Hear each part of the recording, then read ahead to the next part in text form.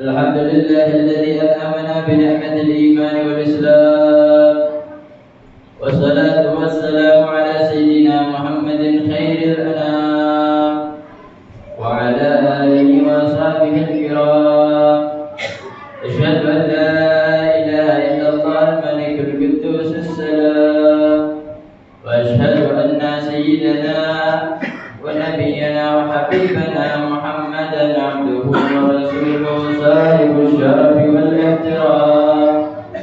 Amma ba'du fa ya ayyuhal mu'minun ittaqullaha haqqa tuqatih wa la tamutunna illa wa antum muslimun washkuruhu ala ma hadakum lil islam wa awlakum min al-birri wal in'am wa ja'alakum min ummati dhawil arham.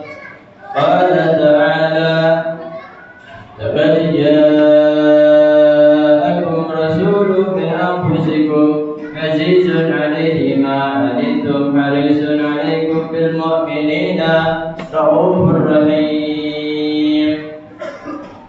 Sadaqallahul 'azim wa sadaqa rasulul habibul karim. Nahnu 'ala dhalika min asyahidina wa syakirina walhamdulillahi rabbil alamin. Asyhadu hadirin jamaah Jumat rahimakumullah. Allah, sama-sama kita bersyukur kepada Allah Subhanahu wa taala atas segala limpahan karunia nikmatnya, terkhusus nikmat iman, nikmat Islam, nikmat sehatul afiat, sehingga Allah Subhanahu wa taala mengumpulkan kita bersama dalam keadaan berzikir, bersalawat, dan kita akan menjalankan satu kewajiban dari Allah Subhanahu wa taala, yaitu salat Jumat secara berjamaah. Yang mana ini adalah semua nikmat karunia dari Allah Subhanahu wa taala yang diberikan kepada kita hanya untuk ibadah kepada Allah Subhanahu wa taala. Salawat serta salam selalu tercurah kepada junjungan alam, yaitu Nabi besar Nabi Muhammad sallallahu alaihi wasallam, juru selamat dunia wal akhirat, Nabi akhir zaman. Siapa yang mengikutinya maka selamat dunia sampai akhirat. Siapa yang meninggalkannya maka celaka dunia sampai akhirat. Na'udzubillah. Asyarul hadirin jamaah Jumat rahimahullah. Al-Khatib selalu berwasiat khususnya untuk diri pribadi dan umumnya kepada para jamaah. Selalu tingkatkan rasa ketakwaan kita, perbaiki ketakwaan kita kepada Allah Subhanahu wa taala. Karena takwa adalah modal kita, bekal kita dunia menuju nanti negeri akhirat. Fatazawwadu fa inna khairaz zadi taqwa.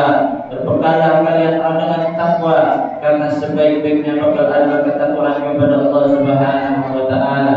Apa itu takwa? Takwa adalah imtisalu awamirillah wa ijtinabu nawahihi. Jalankan segala bentuk perintah Allah Subhanahu wa taala.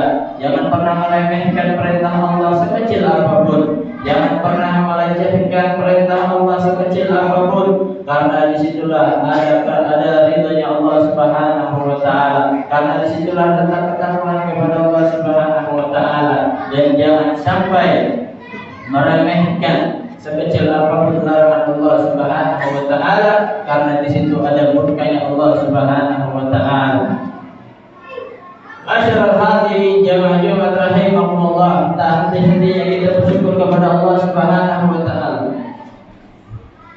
Di saat yang mulia ini, di bulan yang mulia ini, yaitu bulan Rabiul Awal, maka bagi kita setiap insan umat Nabi Muhammad sallallahu alaihi wasallam, tidak hanya penceramah, tidak hanya mubalik, tidak hanya guru, maka dari setiap kita yang mengaku sebagai umat Nabi Muhammad sallallahu alaihi wasallam, sama-sama kita bergembira merayakan dengan rasa sukacita akan masuknya bulan kelahiran baginda Nabi besar Muhammad sallallahu alaihi wasallam. Perbanyak akan sesuatu yang berkaitan dengan Nabi Muhammad sallallahu alaihi wasallam. Entah itu dari kitab kisahnya, entah itu daripada amalan sunnahnya, apapun yang berkaitan dengan Nabi Muhammad sallallahu alaihi wasallam, maka perbanyak di bulan yang mulia ini. Kalau kita mengaku sebagai umatnya Nabi Muhammad sallallahu alaihi wasallam, jangan sampai kita bersukacita dengan kelahiran anak kita sendiri yang belum tentu bisa menyelamatkan kita, yang belum tentu bisa membawa kita kepada surganya Allah Subhanahu wa taala, yang belum tentu akan nurut dan bakti kepada kita, dan yang belum tentu akan mensejahterakan kita, membahagiakan kita.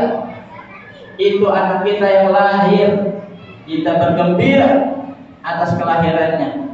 Namun bagaimana dengan kelahiran baginda Nabi Muhammad sallallahu alaihi wasallam, yang kalau saja tidak ada kelahiran beliau, maka kita dalam kegelapan, maka kita dalam kejahilan, kezaliman yang tiada habisnya. Maka dari itu masyarakat rahimahullah, kita harus bergembira apapun itu caranya, asalkan tidak bermaksiat kepada Allah Subhanahu wa taala. Yang punya harta, maka keluarkan hartanya, niat untuk bergembira dengan Rasulullah sallallahu alaihi wasallam. Yang punya pikiran, keluarkan pikirannya, punya tenaga, keluarkan tenaganya. Apapun yang bisa dilakukan, semua niatkan untuk Rasulullah sallallahu alaihi wasallam sebagai bentuk gembiranya kita kepada Rasulullah sallallahu alaihi wasallam atas kelahirannya. Apakah ini ada perintahnya dari Allah Subhanahu wa taala? Semua yang dilakukan oleh para ulama, semua yang diperintahkan oleh para ulama, semua ada dasar dalilnya, semua ada perintahnya. Sebagaimana Allah Subhanahu wa taala firmankan di dalam Al-Qur'an, A'udzu billahi minasyaitonir rajim, wa kullan naqussu 'alaika min anba'ir rusul ma nuthabbitu bihi fu'adak wa ja'aka fi hadhihi al-haqqu mau'izatu wa dzikra lil mu'minin. Kenapa kita harus mengagung-agungkan tentang kelahiran Nabi Muhammad SAW? Kenapa kita harus mengekspresikan? Kenapa kita harus membacakan sejarahnya, menceritakan semua yang terjadi atas keagungan Nabi Muhammad SAW? Sebagaimana Allah Subhanahu wa taala menceritakan kisah-kisah Rasul terdahulu kepada siapa? Kepada Nabi Muhammad SAW. Jadi Nabi Muhammad diceritakan oleh Allah Subhanahu wa taala bagaimana keadaan para nabi dan rasul yang terdahulu. Supaya apa? Ma tsabbitu bihi fu'adak, supaya teguh imannya, supaya kuat imannya. Begitulah kita. Kalau kita diceritakan akan kisah-kisah baginda Nabi besar Muhammad SAW, supaya bertambah iman kita, supaya bertambah cinta kita, supaya kita tahu tujuan kita kemana, tujuan kita untuk siapa. Kita ibadah untuk Allah Subhanahu wa taala, untuk menggapai ridha Allah dan ridha Rasulnya. Inilah yang akan kita dapatkan daripada kisah-kisah mereka. Wajaka fi hadhihi al-haqq wa mau'izatan wa dzikra lil mu'minin. Dan di dalam kisah-kisah tersebut terdapat kebenaran, terdapat nasihat, terdapat peringatan bagi siapa? Mereka yang beriman, bagi mereka yang mengimani. Inilah faedah akan kita ekspresikan bulan kelahiran baginda Nabi besar Muhammad sallallahu alaihi wasallam. Makin banyak mereka yang mengetahui akan Nabi Muhammad sallallahu alaihi wasallam, maka makin banyak pula yang mencintai akan Nabi besar Muhammad sallallahu alaihi wasallam. Ingat, ma'asyiral hadirin rahimakumullah, ada satu kisah di mana pamannya Nabi Muhammad sallallahu alaihi wasallam yang Allah Subhanahu wa taala telah jelaskan, telah tetapkan bahwa ia berada di dalam api neraka. Di dalam surat Al-Lahab, tabbat yada abi lahab wa tab. Ketahuilah, Abu Lahab ini di dalam satu riwayat, wa Suwaibatu maula li Abi Lahab a'takaha fa'atat an-nabiy sallallahu alaihi wasallam. Falamma mata Abu Lahab arahu ba'du ahli bi syarri haibatin qala lahu madza lakita qala lam alki ba'dakum yara'ani sabaitu bi hadhihi bi ataqati thawbati. Ingat masyarakat hadirin rahimakumullah, Abu Lahab walaupun paman Nabi, namun dia tidak beriman, namun dia tidak mencintai Nabi, ia membenci Nabi. Ada satu kebaikan yang Allah Subhanahu wa taala jadikan sebab ia dibebaskan daripada siksanya. Apa sebabnya? Sebabnya adalah ketika Nabi Muhammad SAW lahir, ia membebaskan budaknya yang bernama Suwaibah. Lalu ketika ia mati, sebagian keluarganya meninggal, dan lalu sebagian keluarganya bermimpi bertemu Abu Lahab. Lalu ditanya, wahai Abu Lahab, apa yang kau dapati setelah kematian? Aku tidak mendapati semua kebaikan kecuali satu. Apa kebaikan tersebut? Aku diberi minum setiap hari Senin. Aku dibebaskan dari siksa setiap hari Senin. Sebab aku membebaskan budak karena aku girang, karena aku senang dengan kelahiran keponakanku yaitu Muhammad. Bayangkan masyarakat hadirin rahimakumullah, orang yang kafir saja masih mendapati rahmat dari Allah Subhanahu wa taala dengan bergembira atas kelahiran baginda Nabi Muhammad SAW. Dan yang terakhir ditutup dengan daripada perkataan Al-Hafiz Muhammad bin Nasiruddin Al-Jimshani. Apa kata beliau? Kata beliau, "Idza kana hadza kafiran ja'a damu bitabbat yadahu fil jahimi mukhallala ata annahu fi yawmil itsnain da'iman yukhaffafu anhu lis-sururi bi ahmada wa madhannu bil 'abdi alladhi kana 'umruhu bi ahmada masruran wa mata muwahhidan." Kata beliau, apabila orang kafir ini yaitu Abu Lahab yang telah pasti masuk neraka, yang telah pasti akan dosanya dan siksaannya di dalam neraka jahim mukhallala, ia pasti selamanya di dalam api neraka. Ata annahu fi yaumil itsnain da'iman, akan tetapi ia mendapati satu keringanan di hari Senin selamanya. Dia akan diringankan dari siksanya selamanya di hari Senin, sebab lisururi bi ahmada, karena kegembiraannya kepada Ahmada, yaitu Nabi Muhammad SAW. Lalu bagaimana pandangan kita terhadap orang yang selama hidupnya beriman kepada Allah, beriman kepada Nabi Muhammad, dan ia bergembira selama hidupnya kepada Nabi Muhammad SAW, lalu ia mati dalam keadaan beriman. Lalu bagaimana keadaannya? Kalau yang tadi kafir saja masih diberi rahmat, Lalu bagaimana yang beriman, senang, cinta kepada Nabi Muhammad SAW? Maka ini adalah satu keberuntungan bagi orang tersebut. Mudah-mudahan Allah Subhanahu wa taala menambahkan iman Islam kita, menguatkan cinta kita kepada Allah dan Rasul-Nya, menguatkan cinta kita kepada Nabi Muhammad SAW. Allah Subhanahu wa taala berikan taufik hidayahnya sehingga kita dapat menjalankan segala perilaku Nabi Muhammad SAW, menjalankan sunnah-sunnah Nabi Muhammad SAW, dan tidak mati dalam keadaan husnul khatimah, mengucap la ilaha illallah Muhammadur Rasulullah SAW, di surga dikumpulkan bersama Rasulullah SAW. A'udzu billahi minasyaitonir rajim. Bismillahirrahmanirrahim. Al-'asr innal insana lafi khusr illa alladziina aamanu wa 'amilus salihati wa tawassaw bil haqqi wa tawassaw bis sabr. Barakallahu li wa lakum fil Qur'anil 'azim wa nafa'ani wa iyyakum bima fihi minal ayati wa dzikril hakim. Aqulu qawli hadza wa astaghfirullahal 'azim li wa lakum wa lisa'iril muslimin wal muslimat fastaghfiruhu innahu huwal ghafurur rahim.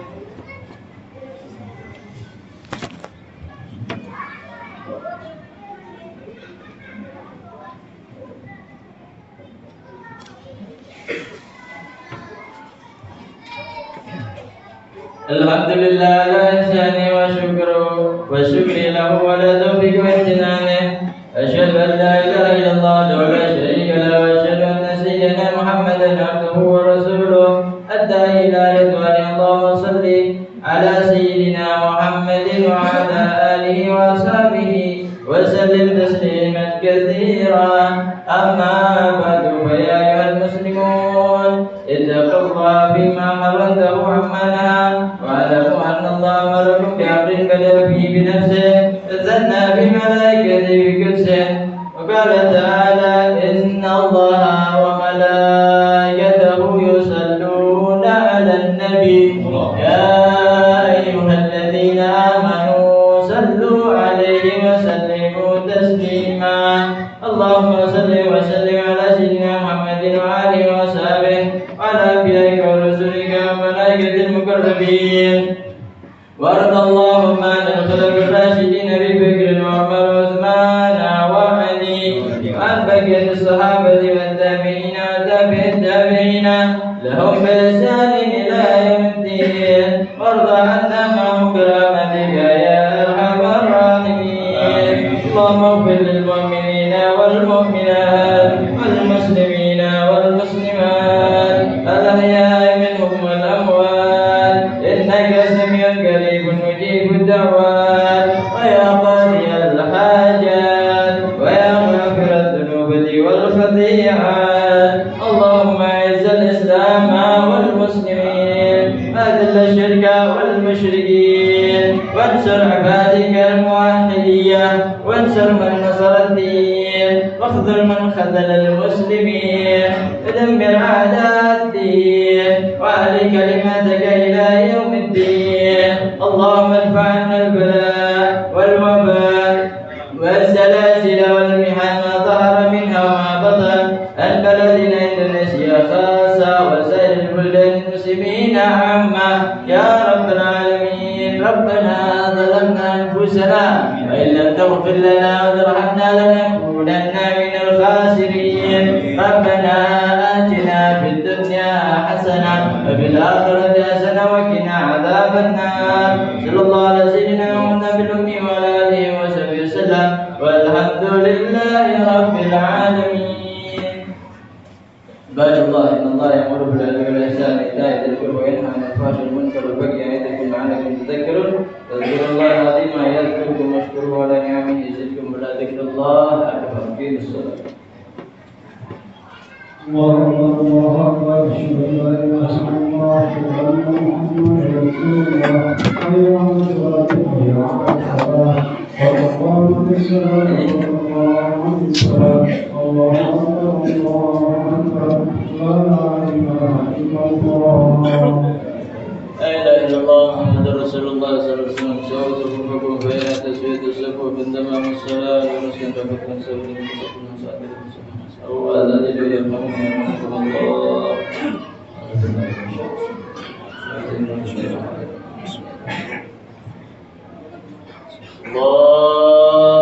الله أكبر.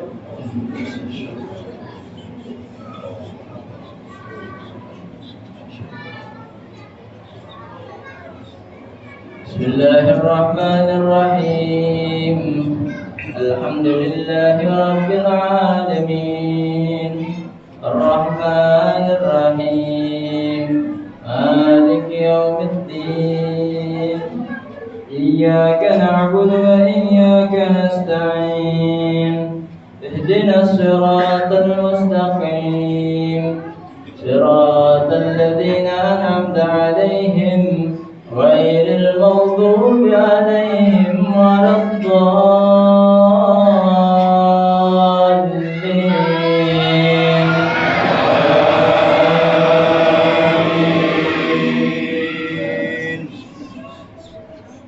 بسم الله الرحمن الرحيم سبح اسم ربك الأعلى الذي خلق فسوى الذي قدر فهدى والذي أخرج المرعى فجعله غثاء نحوا سنقرئك فلا تنسى إلا ما شاء الله إنه يعلم الجهر وما يخفى ونيسرك لليسرى فذكر إن نفعت الذكرى سيذكر من يخشى ويتجنبها الأشقى الذي يصلى النار الكبرى ثم لا يموت فيها ولا يحيا قد أفلح من تزكى وذكر اسم ربه فصلى بل تؤثرون الحياة الدنيا والآخرة خير وأبقى إن هذا لفي الصحف الأولى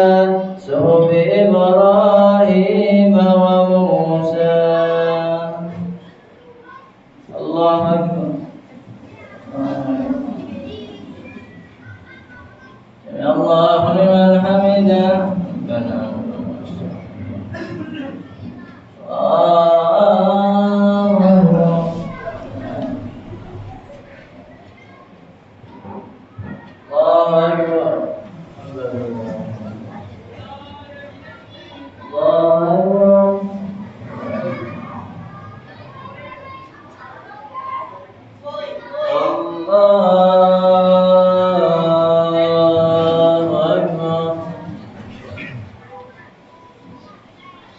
بسم الله الرحمن الرحيم الحمد لله رب العالمين الرحمن الرحيم مالك يوم الدين إياك نعبد وإياك نستعين اهدنا الصراط المستقيم صراط الذين أنعمت عليهم غير المغضوب عليهم ولا الضالين.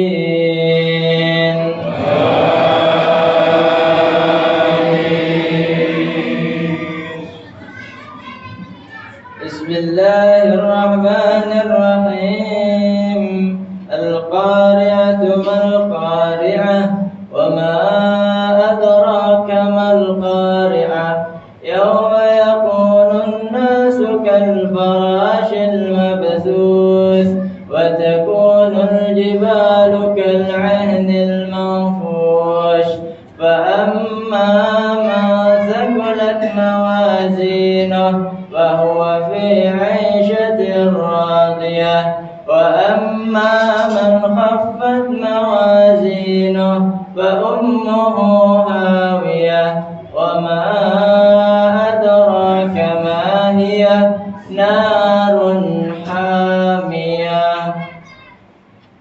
الله أكبر. الله لمن حمده ربنا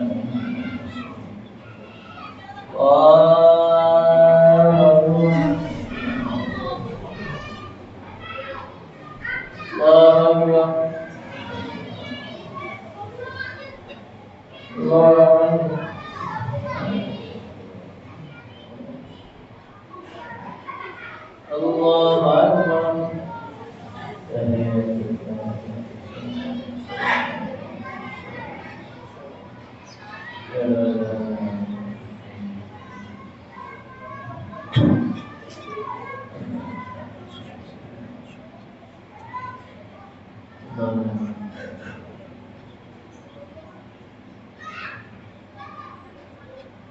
السلام عليكم ورحمة الله.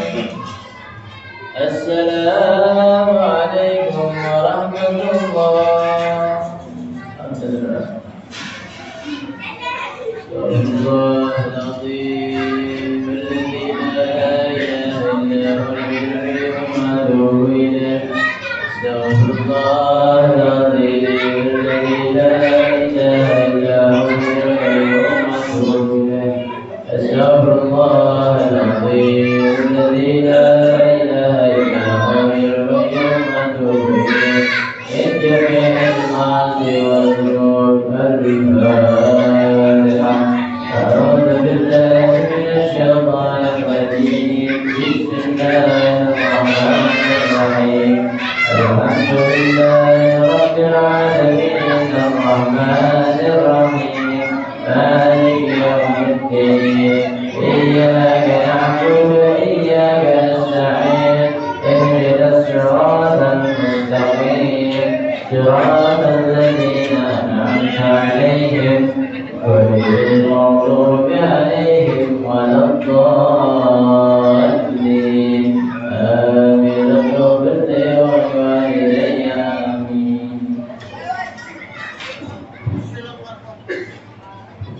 بسم الله الرحمن الرحيم. الحمد لله رب العالمين. الحمد لله في نعمه ويكافئ مزيدا. يا ربنا لك الحمد كما ينبغي لجلال وجهك وعظيم سلطانك. سبحانك لا تملنا عليك أنت كما أثنيت على نفسك. فلك الحمد حتى ترضى ولك الحمد إذا رضيت. لك الحمد بعد الرضا. اللهم صل وسلم على سيدنا محمد صلاة تنجينا بها من جميع الأهوال والآفات وتقضي لنا بها جميع الحاجات وتطهرنا بها من جميع السيئات وترفعنا بها إنك أعلى الدرجات وتبلغنا بها أقصى الغايات من جميع الخيرات والآيات وفات المعاد إنك على كل شيء قدير. اللهم إنا نسألك العفو والعافية والمعافاة الدائمة في الدين والدنيا والآخرة. اللهم أعنا على ذكرك وشكرك وحسن عبادتك. جزا الله أن سيدنا محمد صلى الله عليه وسلم خير ما هو أهله.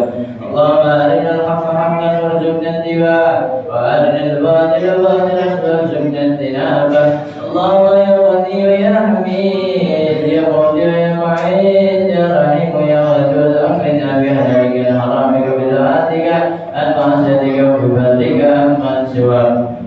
اللهم اغفر لنا ولوالدينا. اللهم اغفر لنا ولوالدينا. اللهم اغفر لنا ولوالدينا وارحمهم كما ربونا صغارا. اللهم إنا نسألك ما سألك منه نبيك محمد صلى الله عليه وسلم ونعوذ بك بما استعاذ منه نبيك محمد صلى الله عليه وسلم. ربنا ظلمنا أنفسنا وإن لم تغفر لنا وترحمنا لنكونن من الخاسرين. ربنا تقبل منا إنك أنت السميع العليم وتب علينا إنك أنت التواب الرحيم. ربنا